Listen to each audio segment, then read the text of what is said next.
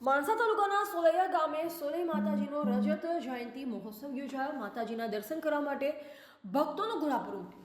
માણસા તાલુકાના સોલૈયા ગામે બુધવારે સોલૈયા માતાજીનો રજત જયંતિ મહોત્સવ યોજાયો। આશરે 900 વર્ષ પહેલા સોલૈયા ગામ વસાવવામાં આવ્યું। સોલૈયા માતાજીના નામ પરથી સોલૈયા ગામનું નામ રાખવામાં આવ્યું।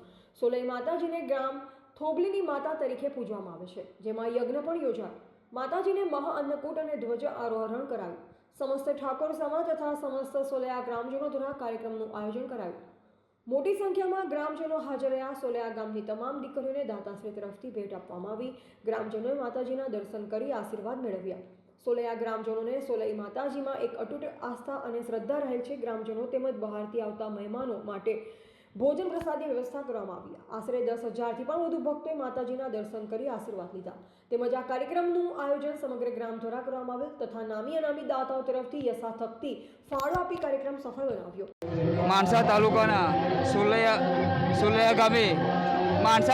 સોલૈયા ગામે આજ રોજ શ્રી સોલઈ માતાજીની રજત જયંતિ મહોત્સવ ઉજવવામાં આવ્યો, જેમાં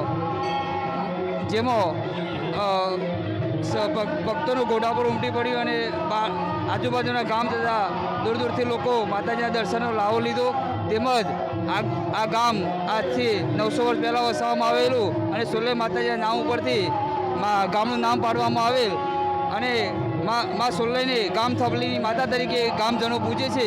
તેમજ આજરોજ ભૂવાસીઓને દાતાશ્રી તરફથી યોગ્ય દાન ભેટ કરવામાં આવેલ। તેમજ 10,000 માણસનો જમણવાર પણ માતાજીના પ્રસાદ નિમિત્તે આયોજન કરવામાં આવેલ।